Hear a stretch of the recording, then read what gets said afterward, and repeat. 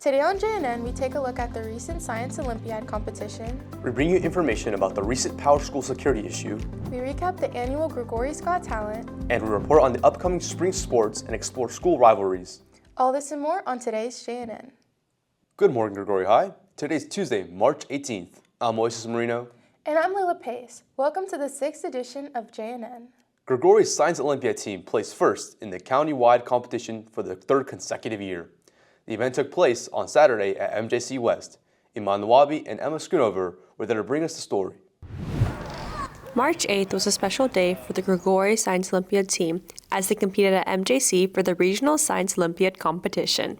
Schools throughout the county and Modesto City Schools participated in events showcasing their scientific abilities by being creative and using critical thinking skills.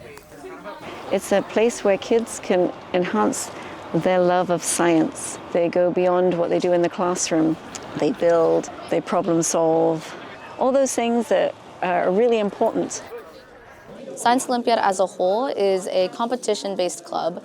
We train all year in these different events, and then March we compete in them. And we've been really lucky that these past 4 years we've been able to win first. There are two types of events. You can either build an event, so you build like an electric vehicle or something like that, or you have a testing event where you study for it. And so depending on that, you just prepare and just try your best. This team has just been fantastic. They've all worked incredibly hard for their win, and just throughout the whole experience, it's been amazing to work with all of them. I really hope that other people are interested in joining Science Olympiad next year. We definitely have space on the team for you, and we just hope that you guys see how valuable Science Olympiad is, not just to the campus, but also just to learn about science in this manner is super helpful for you. So if you're even a little bit interested, you should absolutely join. The event ended with an award ceremony. Individual competitors received medals for competing before team awards were announced. Gregori placed first in Stanislaus County.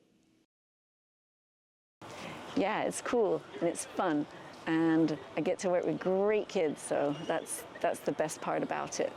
Signing off for JNN, this has been Iman Nawabi and Emma Schoonover. 3 first-place finishes in a row. The Gregori Science Department is one of the best in Modesto City Schools. On to announcements. Time is running out to purchase a 2024-2025 yearbook. Reserve a copy at the SBO or at varsity.com. If you are a senior and looking for a summer job, Grand Events is currently hiring for this upcoming summer. Pick up an application in person at 3250 Dale Road. Juniors, Central California Asian Pacific Women's Scholarships are available for the class of 2026. The scholarships provide financial assistance to Asian American, Native Hawaiian, and Pacific Islander women pursuing higher education. Scan the QR code for more information. The PowerSchool breach earlier this year raised concerns among many within Modesto City Schools. Mobeen Adib offers further details about the incident. On January 17th, an unexpected directive from Modesto City Schools required all students and staff to change their login credentials, with no exception. While this incident did not raise much concern among students or faculty, it should have. What Modesto City Schools failed to tell you is this. On December 28, 2024, PowerSchool servers were breached and attackers had stolen the data of 62.5 million students, 9.5 million teachers from 6,500 school districts from the US and Canada. Once the breach was discovered, all district entities using the service had been alerted of the attack and were advised to change their credentials. PowerSchool is the largest high school cloud hosting provider in the continent, currently being used by 75% of students in North America. The breach had exposed users' names, addresses, dates of birth, and horrifyingly, 20% of victims' social security numbers had been stolen as well, which could destroy students' credit scores in the future. Generally, when the topic of data breaches comes up, you'll hear dismissive responses like, "I'm not that special." What are they doing with that data anyway? I got my passwords on 10 toes. However, this couldn't be farther from the truth. So what happens with your data? Let's begin with stage 1, the initial infiltration. The attacker will use exploitation techniques and website vulnerabilities to take encrypted data, which is swiftly decrypted. This is how your data looks like in this stage. Once the infiltration is complete, they typically list the data up for sale, leading us to stage 2, the digital cascade. Your credentials, along with millions of others, are fed through sophisticated automation systems. These systems methodically test your email and password combinations across thousands of platforms. When people reuse passwords across multiple platforms, it creates a cascading effect, giving attackers access to platforms such as DoorDash, Netflix, eBay, PayPal, and countless others. So make sure to use different passwords for different logins. This is how your data looks like now.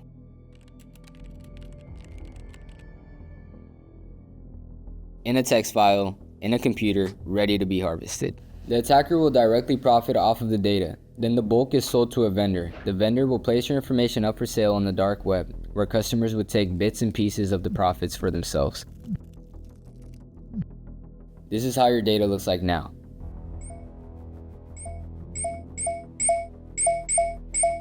Here's what you can do now to protect yourself. PowerSchool is offering complimentary identity protection services through Experian. These services will alert you if your information is being exploited. Scan the QR code to learn more about protecting your identity and accessing your free 2-year subscription. Thank you, Mobeen. We now take a look at Gregori's Got Talent that took place on Thursday. Layla Pace and Kyle Whetstone were there to bring us the story. It was a night to remember as Gregori High School came alive with creativity, passion, and pure talent. 7 incredible students took center stage, each bringing their unique skills to the spotlight with the use of vocals, a guitarist, a pianist, and a special act performed by some of the great seniors showing their love and appreciation for their moms. Jesse Magia, a junior, burst onto stage to capture 3rd place with electric confidence, performing Breaking the Law by Judas Priest. David Hernandez, a junior, placed 2nd, performing a piece on the piano. The winner of the evening was Addison Ribeiro, a sophomore, singing Church Bells by Carrie Underwood. By the end of the night, it became clear that the showcase of talent was not just about individual performances, but a heartfelt celebration of creativity and community that resonated long after the final bow. David and Addison will represent Gregori as they compete in Tournament of Talent on May 8th at Downey High School. Reporting for JNN, this has been Kyle Whetstone and Layla Pace. The California Armenian Legislative Caucus Foundation is hosting 2 scholarship contests in remembrance of the Armenian Genocide. Students are invited to participate in an essay or a visual art contest to increase awareness of the Armenian Genocide. All submissions are due by or before 11:59 on Friday, March 28, 2025. The latest Gregori spiritware is available now. Purchase it today at the SBO. We now go to Jonah Delozier with this week's Inside the Lines. Hello there, and welcome back to another installment of Inside the Lines. I'm your host, Jonah Delozier, and in today's episode, I thought we'd take a look back in history. Don't worry, no textbooks will be needed. Rivalries. They ignite passions, define traditions, and forge the culture of fandom. They're the games that fill those in the stands and on the field alike with radiant energy, where the air hangs differently and time simply stops. Rivalries take place all over the world of athletics.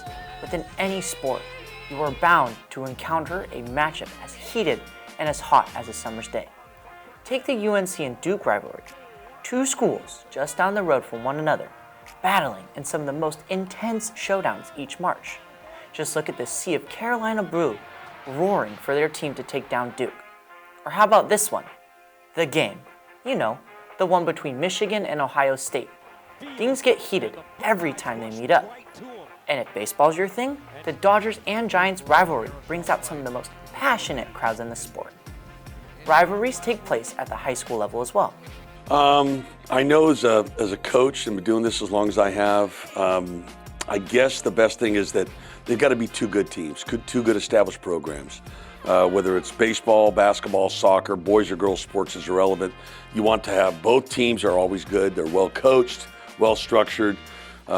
Kids that buy in and they compete and they have a tendency to win more than they lose. And once you get to that and you start playing each other and the games start becoming epic and close and they matter. And they're usually late in the season. And next thing you know, it's a big deal when you play whoever that team is. And to me, that's what makes a good rivalry. Take the Davis and Downey showdown, one of the oldest rivalries in the book here in Modesto City Schools. While those teams don't face off anymore, their rivalry was one of the original sparks that ignited competition among Modesto schools. Today, new rivalries have taken their place. The catfight between Gregori and Modesto High is a tradition that started because, we're the only cats in the Modesto City Schools. And then there's the Sylvan Bowl, Bayer versus Enox, a fierce game between two schools just down the road from one another. I think rivalries are great, don't get me wrong. I love rivalries. When I was at Enox, we couldn't wait to play Bayer. That was our big rivalry, right? We have a rivalry against Bayer for the Sylvan Bowl, and it's so much more special and so much more important to prepare for that game, to plan, and that's honestly the game I look forward to all the time because the Sylvan Bowl just means so much. In our district, while many schools have long-standing rivalries, none are burning as hot right now as the Gregori rivalry with Enox. Our schools mirror each other in so many ways, but this rivalry isn't just about similarities, it's about the games themselves. They become the matchups you circle as soon as the schedule drops. Sure, we may not be Michigan and Ohio State, but for us, it's about as close as it's going to get. These aren't just wins and losses. These games matter. These shape the entire season. It's just, I don't look at it as a rivalry, personally. I just look at, it's an intense game because, the Gregori-Enox game can dictate both of our seasons pretty quick, so there's just an understanding that if you want to be back to where you want to be, you have to beat Gregori, and then we have to beat Enox. I have pride about Enox, and I'm sure the Gregori football players have pride about where their school, and so that makes things a lot deeper. In those moments when you're training or like in the gym, it's like the moments you think about that you're preparing for are a rivalry game. So you've been thinking about it all year, all off season leading up to it, and it's like now it's your time to perform. It's been an electric couple of years, duking it out with Enox to be at the top. Just this year, we tied with them to be co-champs for league basketball, trading victories that kept the race tight until the end. Even in football, these games come down to the wire, becoming some of the most anticipated high-energy battles of the season. In the day and age that we live in today, I think rivalries are awesome. I think it generates a ton of excitement for the school that you're playing for and for the school that you're playing against. I think it adds a great deal of pride to the community as well as to the student population. We'll have our rivalry game, which I don't want to call it a rival game, but homecoming or a big match, and it's a home game. You'll see a ton of interest on a Friday night football game or a basketball game or even a softball game or a soccer game or a baseball game or whatever the sport is.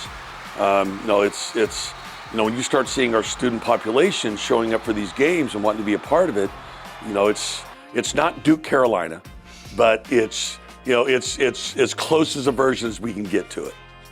It's never any animosity. It's just so much pride for your school kind of takes priority over other things. You're like, yeah, like Enox is the best, Gregori sucks or whatever, but it's like that's not actual real hate. It's in a fun-spirited, kind of exciting way. There's no real beef. And so that's kind of what makes it fun. It's like, at the end of the day, nobody's taking it too seriously or too far. And it's all just kind of positive. Win or lose, it's just still a fun experience. Rivalries. They're the games you anticipate every fleeting moment. The must-see matchups of the year. All that intensity, all that energy, rooted in pride for your school, your city, your team. Rivalries are what make sports memorable. They lead to moments that etch themselves into history, legacies that outlive us all. And when the dust settles, we walk away having been a part of something special. That's what a rivalry is. Sports wouldn't be the same without them.